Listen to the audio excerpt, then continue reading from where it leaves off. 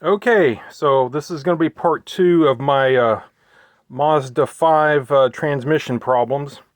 You'll see here that I took the module back out of the car because the problem is persisting. Um, Originally I had two codes. I had an 07 or a 7053 and a P0753 and a P0841. The P0841 indicated that there was a pressure switch error, so I went ahead and replaced that. Found that at AutoZone, uh, and I installed it and test drove it, and I drove the car for 2 days, and it drove fine. Didn't get the errors, didn't have any problems. But then today, driving it, and all of a sudden, bam, same problem. Uh, Got the P0753 error, but I did not get the P0841. So I'm kind of assuming, and this is, it's probably still too early to conclude definitively, but apparently that pressure switch was indeed bad. So I'm hopeful that at least that a very expensive part, it was like $50, at least fix that problem. But I'm still convinced this TCM has problems. G7 Computers offered for me to return this or accept a refund. I took a refund because at the time I was thinking that it was going to be the pressure switch. That was even before I replaced it. But I'm back to thinking this module is bad.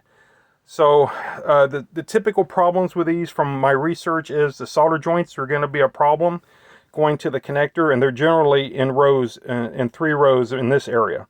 So what I'm going to do is I'm going to take this electronics hair dryer and I'm going to heat that sucker up to about I don't know, 500 degrees or something, and I'm going to try to melt those solder joints and reflow them without having to remove this stuff. I don't know if it's going to work, but let's find out together. I may end up destroying this module, but I can order a new one for $250 coming out of China. Hopefully they're still shipping out of China.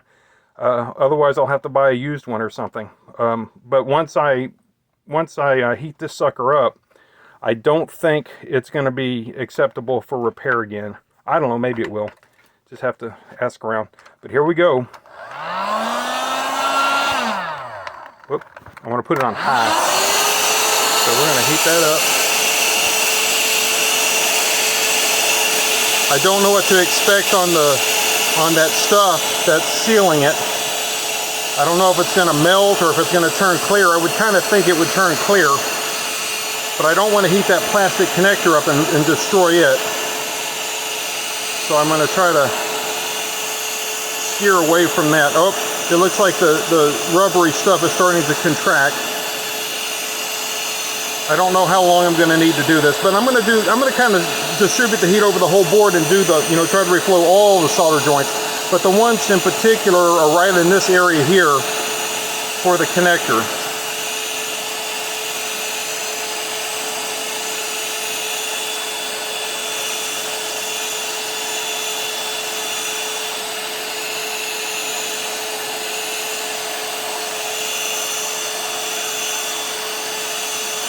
So far, nothing's melting that I can tell. Hopefully that solder is melting. That's what we're shooting for, not anything else, just the solder. Hopefully that resin potting, or whatever you want to call it, keeps all the components in place, surface mount components and stuff, to where I don't destroy this functionally. I'm really going to heat this up. Then I'm going to have to let it cool for a long time. Just sitting here. I guess I'll go until I start seeing smoke, huh?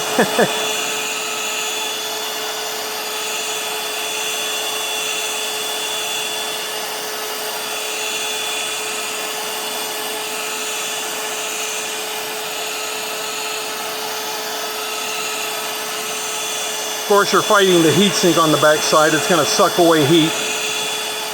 That's its job, but since the resin and the solder joints I'm interested in are in direct line of sight where I'm heating, I think it should melt it before the heat sink absorbs all the heat.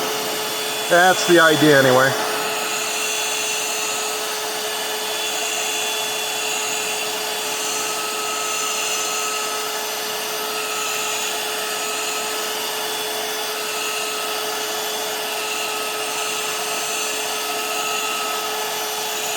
Man, it's getting hot in here.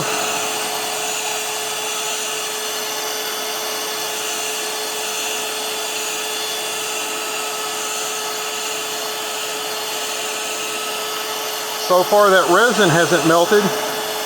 That's amazing, really.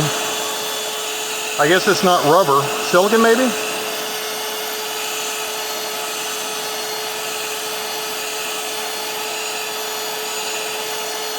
Go it slow.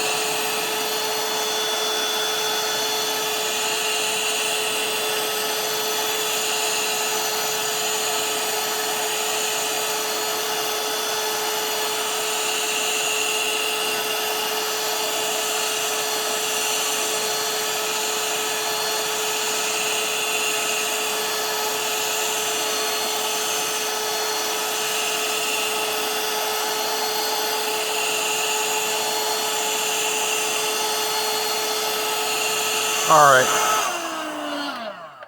I think that's good enough. Now I've got to let this set. And the next video will be me reporting if this worked or not. But that's it. Hopefully, yeah, oh yeah, it's warm. I hear things thermally contracting or expanding. Well, not expanding out, but contracting. So it got hot. I'll let you guys know what happens.